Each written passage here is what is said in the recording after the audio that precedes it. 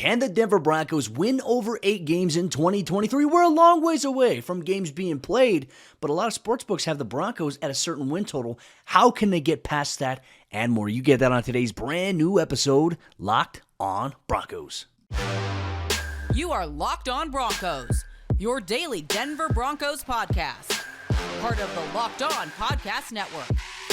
Your team every day. What's up, Broncos Country? Welcome into a brand new episode of Locked on Broncos, your daily Denver Broncos podcast, part of the Locked on Podcast Network, your team every day. Thank you so much to everybody in Broncos Country for tuning in and making Locked on Broncos your first listen of the day every single day. To get the latest episode as soon as it is available, make sure you follow or subscribe for free on YouTube or wherever you get your podcasts. This episode is brought to you by FanDuel Sportsbook, official sportsbook of the NFL. Make every moment more. Visit FanDuel.com/lockedon to get started today. I'm your host, as always, Cody Roark, Broncos reporter from Mile High Sports, joined alongside, as always, by my co-host and good friend, Sayre Bedinger, site expert, predominantlyorange.com. Sayre, the question of the day: can the Denver Broncos win over 8 games in 2023? A lot of the major sports books have come out with their early release on projected win totals, and the Broncos, in a majority of them, came in at 8.5. We can answer, yes, they're going to win more. No, they're not going to win more than 8 games. But I feel like if we're going to talk about this, let's break it down from the standpoint of how can they win more than 8 games in 2023? How can they do it? Because they do have one of the toughest schedules in the league once again. And of course, that comes as a byproduct of playing in the AFC West, right? You play against the Chiefs twice a year. You play against the Chargers twice a year. Those two teams weigh pretty heavily, I would say, towards the Broncos, strength of schedule, right? So I think that's one thing to consider here when you look at strength of schedule. You look at the opponents that you're playing. You look at, hey, you're playing the 4th place schedule from last year, but there were some flukes on, around the NFL, as we've talked about on this show, how weird the 2022 NFL season was, Cody. So the Broncos aren't necessarily going to get an easy road to those 8 or 9 wins this season. And by the way, as we're recording this video, I'm celebrating my son's 6th birthday today. So the thing is that he was born after their last winning season, right? The 2016 season where Trevor Siemian was the starting quarterback. That was the last time the Broncos had a winning season, Cody. So it's been a long time. I mean, I've had multiple children in the time that it's taken for the Broncos to potentially even get back to this level, but how can they do it? Well, I don't know exactly how they're going to do it, but I think they're on the right course right now. Love listening to Sean Payton talk. I know we discussed a lot of that on yesterday's episode, but I just feel, especially after hearing him speak, don't you just feel a bit more confident that if the Broncos are going to get to that 8 or 9 wins, more, almost doubling what they had last year, if they're going to get there, it feels like Sean Payton is definitely the right guy to have in that place to get them there. He is the guy to have, and I feel more confident about that, right? I know we had all of our questions about who's going to be the Broncos head coach. Do they avoid going the first-year head coaching route? Do they go with the experienced guy? Sean Payton seemingly was the best candidate for the job. I do think as well, right? I mean, you mentioned it. 8 wins. You play the AFC West opponents, you play them a total of 8 times, right? If you can dominate the division, there you go. But that's going to be a tough task. Not only that, Denver's going to play the AFC East, which right now, on paper, looks like it could be a very, very good division. Aaron Rodgers potentially going to the New York Jets. You look at the Buffalo Bills with Josh Allen. They're loaded. You look at the Miami Dolphins. They just added Vic Fangio as their defensive coordinator, making already good defense even better. And there's a wild card there with the New England Patriots. Could they be a team that maybe emerges to trade for Lamar Jackson? That's been something that has been talked about. So you look at that. Then you look at the NFC North, the Detroit Lions, who are unbelievably talented. They're also a candidate, I think, potentially for a Lamar Jackson type situation. But then you got the Green Bay Packers. What will they look like with Jordan Love? Then you also have the Minnesota Vikings, Kirk Cousins, or George Payton's former stomping grounds. And then you have the Chicago Bears, who are seemingly having a great offseason. They might have had the best offseason outside of the Carolina Panthers on paper. Then, you play some other teams like the Houston Texans. Sprinkle things in. Denver's schedule, as you mentioned, right now on paper, Sayre, it isn't going to be easy. It's going to be tough. But that's why you go out and you hire a guy like Sean Payton who can instill and build a culture. I mean, that's the hope. You're going to build a culture that is going to make you a winning football team, not only just on the field, but off the field. The way you prepare, you're going to be a winner in that regard. He even talked about that too, like, in terms of old guys, young guys, veterans, young guys that haven't won yet here in the NFL on the Broncos roster. How do you teach these guys to win? You know how you do that? You just win. You seriously just go out there and you find ways to win, but I think it's going to be calculated, right? And in order to do that, culture has to be different. Coaching has to be better. Denver has made steps to do that. The offense in particular has to be better. The defense has to continue to play at a high level, and you have to be more consistent in the kicking game and the special team side of the ball. These are all just like action item lists that Denver has to do, right? The how and the olive branches to like, how do you actually do that? What are the things that you put forth to make that happen? I think it's protecting the quarterback. When we're talking about the offense, it's being able to have a balanced run game versus the pass game. It's guys staying healthy. There are so many things that you can only control as a coach. Players have to do it, but that's where good coaching comes in, and we've seen it. I think you look at the Detroit Lions as a more recent example as to how good coaching can overcome a lot of things. Like, you look at Detroit, they didn't have like the most playmakers on their roster. Like, of course, they got guys like Amon-Ra St. Brown. They had Jamal Williams before he went to the New Orleans Saints, but it's coaching. It's instilling that belief in your players that you can win games, you can do things. Dan Campbell did that with that Lions squad. Can Sean Payton do that with this Denver Broncos team that has more experienced players, that has more playmakers on offense and defense? And I think some of those teams that we talked about, to me, these are all the things that I'm looking at, and we don't have an answer as of today, but I do feel like under Sean Payton, Sayre, and I want to know your thoughts on this, I do feel like the Broncos can win more than 8 games this upcoming season. It's not going to come easy, but it is doable. I think so as well. You look at this team, it's a team that's been on the cusp of being a winning team for a few years now. Remember back to Vic Fangio's first season with the team, right? In 2019, that team won 7 games, right? And then you go to the 2020 season, obviously you have all these injuries and things like that. 2021, you kind of get back to the point to where, remember, that team was a sleeping giant when George Payton took over. That was the team that's a quarterback away from being a, possible contender. And so I think that this Broncos team is really, really close. And speaking of close, here's one area where I think Sean Payton is going to make a massive, massive difference. You're talking about situational football. You're talking about doing the little things right late in games. Where have the Broncos struggled? Maybe more than most teams. I don't have the official statistic on this, Cody, in terms of where they would rank, but in one-score games, where do the Broncos rank in terms of wins and losses? I would guess that they are very, very bad when it comes to winning or losing one-score games over the last, however many years, 7 years since Super Bowl 50, right? So that's one area where I think this team is going to be exponentially better. And that's what I think gets you to that 8-9 win mark, right? The Broncos, quite frankly, in 2022, as bad as their offense was, there are a couple of bounces of the ball, and even just being a little more lucky, there are a couple bounces of the ball away from hitting this over-under total, right? They could have easily been an 8 or 9 win team in 2022. Obviously, it ended up they were only a 5-win team. But, man, the ball bounces the other way. I think things could have been a lot different. So with Sean Payton, you may be a little more lucky at times. We may look at some games and be like, wow, the Broncos were lucky to come away with that one. But then we can point back to this episode here in late March and say, it's not luck. It's Sean Payton doing those little things, instilling that culture of doing the little things right that really helped the Broncos get over that hump of winning close one-score games. We'll see if it can transition into success here in 2023 for Denver going forward under Sean Payton's direction. But we're also going to dive into Greg Penner, team CEO, who met with the media at the NFL annual meetings in Phoenix, Arizona, and he discussed why the Broncos had the approach that they did in NFL free agency. You'll get that on today's episode, Locked On Broncos. This episode of the show is brought to you by our friends over there at FanDuel Sportsbook, and the tournament is heating up, and there is no better place to get in on the action than FanDuel, America's #1 sportsbook. That's because right now FanDuel is giving new customers a no-sweat first bet up to $1,000. That's up to $1,000 back in bonus bets if your first bet doesn't win. Just go to FanDuel.com/lockedon and sign up today to claim your no-sweat first bet. Then you can wager on everything from the money line to point spreads to which team will be cutting down the net on an app that's safe, secure, and super easy to use. So don't miss your shot at a no-sweat first bet up to $1,000 when you join FanDuel today. Just go to FanDuel.com/lockedon to sign up. Make every moment more with FanDuel.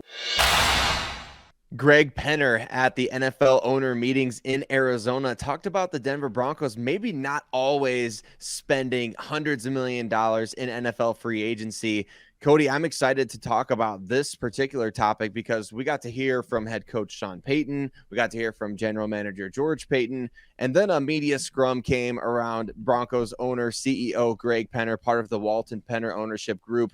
He talked about this team's strategy in free agency, right? This is his and the ownership group's first NFL free agency. Remember, they came aboard as the ownership group kind of late in the offseason last year. So this is their first go at free agency, and they made resources available to George Payton, to Sean Payton. They made sure that these guys had what they needed.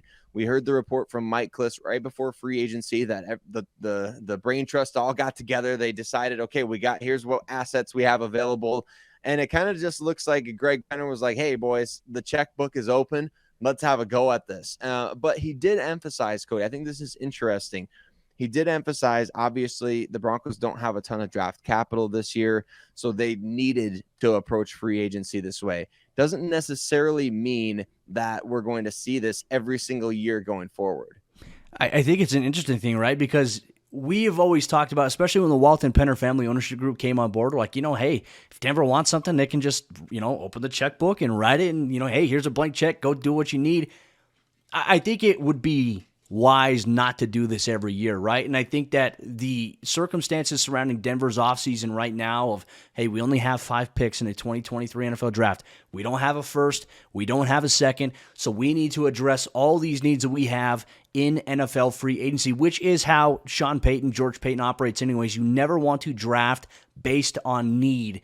And I think really that's where, Rob Walton has been a very, very big support here. The ownership group has been a big support for what Denver has to do. I do agree. You don't want to do this every single year, but it doesn't hurt that you have the opportunity to do so if you absolutely 110% need something, and we've seen that. They went out and they rebuilt the offensive line. A lot of money committed to Mike McGlinchey and Ben Powers at 2 positions there, right? You have Garrett Bowles locked in as it stands. Quinn Miners on a rookie contract. Lloyd Cushenberry as the seemingly projected starter, according to Sean Payton. So there is the Broncos offensive line right there, as you and I discussed on a recent episode this week, kind of break it down maybe what it looks like.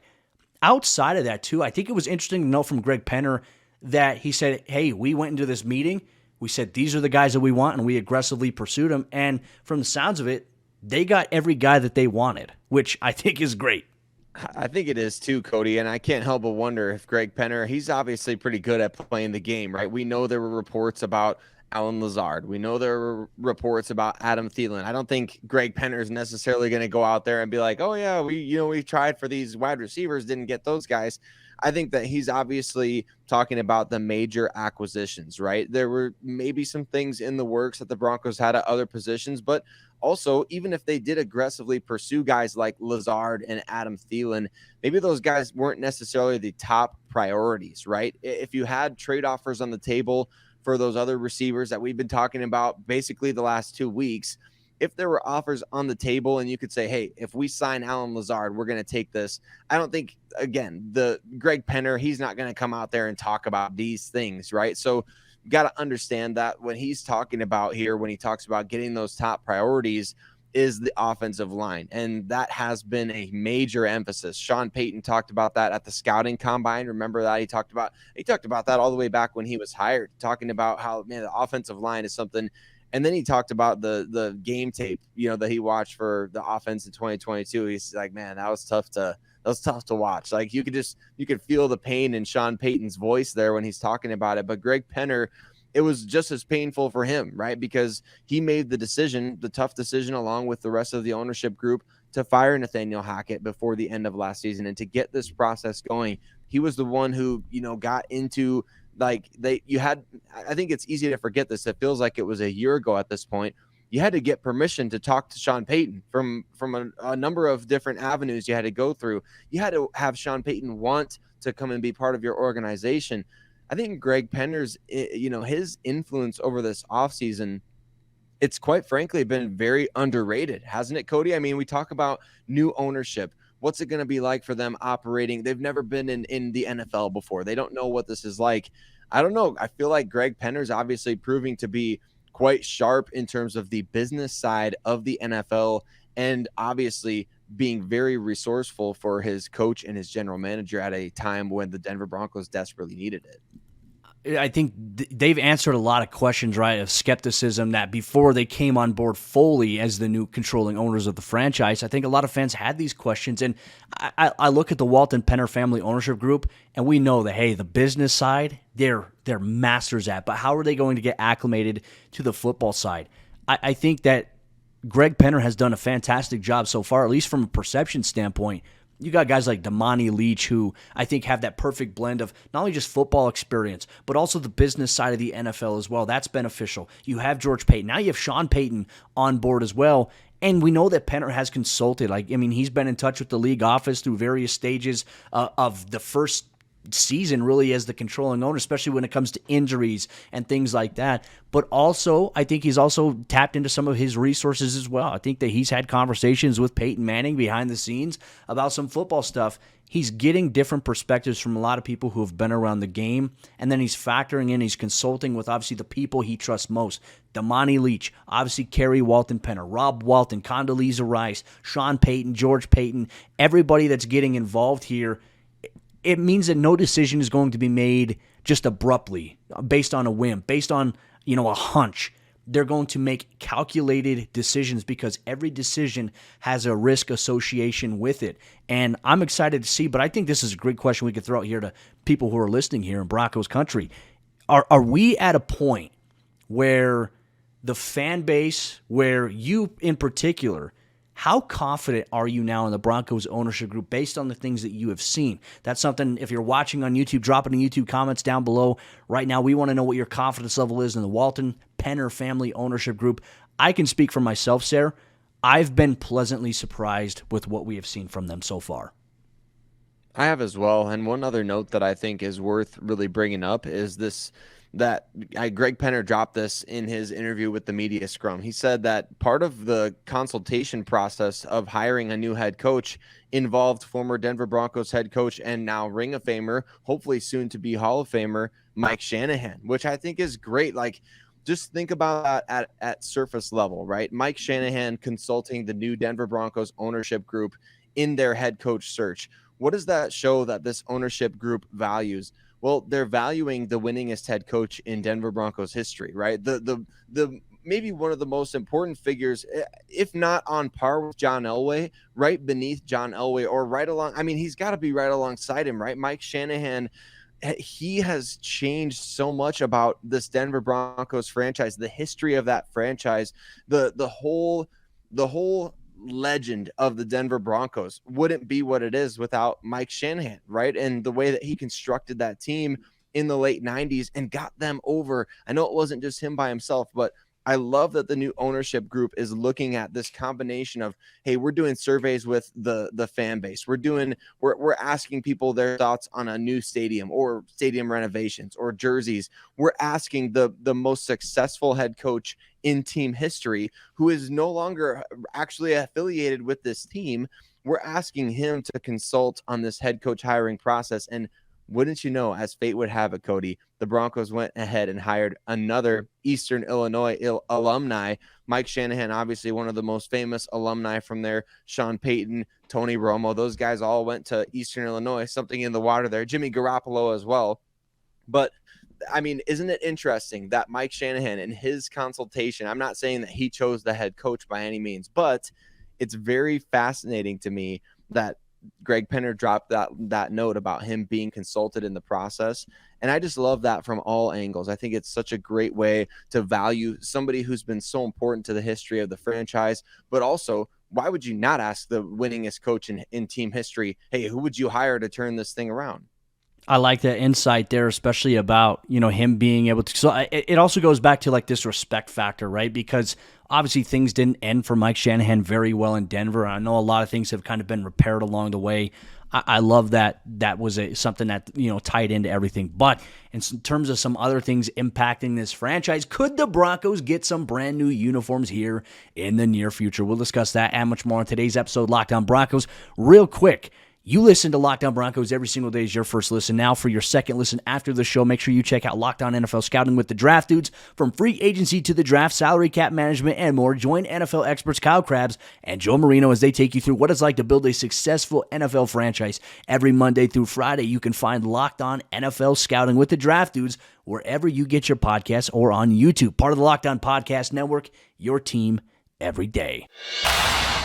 New uniforms in the Mile High City. Something could be brewing here for Broncos Country in the next couple of years. Damani Leach gave an update on where the Broncos are with that design here. Thank you so much, Broncos Country, for tuning in and making Locked On Broncos your first listen of the day every single day. Sayre, one of the things that we have heard from Broncos Country, we see it all the time on Twitter, new uniforms. We're seeing, great mock-up designs. The Broncos are consulting, obviously, with their in-house guys with Nike on a variety of different things. But new uniforms are something that are potentially in the works for the Broncos. But I know fans want it right now. I think it's important that they understand that this is a process that could take years in order to come to fruition. So there's going to be some other things along the way, including an alternate helmet, which we could see here in 2023. Well, and I hope we do, right? Because if the Broncos aren't going to get new uniforms anytime until the next couple years down the road, which I think is a smart idea, really play the long game there. In the meantime, however, you could appease just about every fan, couldn't you, by throwing in the 80s and 90s uniforms, right? I think that's pretty much what everybody seems to just not the really yellow, want. orange, like not the yellow and brown ones that we saw. Yeah, exactly. Or the one with the wacky horse on the helmet, Cody. I'm not a fan. I know a lot of people like that one with kind of like the rounded off shoulder logo and things like that, and the wacky Bronco on the helmet. It's not my thing, not my favorite logo. I actually quite find this logo to be one of the most iconic logos in the NFL. I think that the Denver Broncos had a great rebrand in the late 90s that, yes, may need a refresh at this point, but just to go back to the block numbers and the simple stripes, that's kind of, I like that, but not, I don't know. Everybody seems to think that's what we need. Obviously the Broncos changed out of that after 20 plus years of having it. So it's just an interesting situation here but don't you think, like, the fans, and maybe sound off in the comments if this is not the way you think, I feel like the Broncos could just mix in that old 90s, 80s uniform style with the sky blue helmet or whatever color, whatever kind of specific blue it is. I know there's tons of arguments over that on Twitter as well, but the sky blue helmets with the white face mask, the orange tops, or the white. That's another thing. I would love to see a white version of the color rush. Like, why have the Broncos never done that? That makes no sense to me. That would be actually way better than the orange on orange one. So I think you could appease a lot of people by just throwing in throwbacks a few times a year. And now with the new helmet rule, they have the opportunity to do that. Yeah, I mean, for me as well, because remember, wasn't it like when Peyton Manning came on that they made the transition from the blue jersey as their home jersey to the orange? It was kind of that whole united and orange prospect in which they were talking about.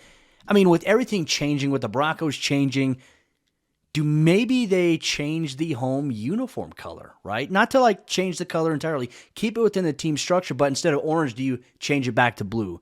I think it's a valid point and a valid question to ask here.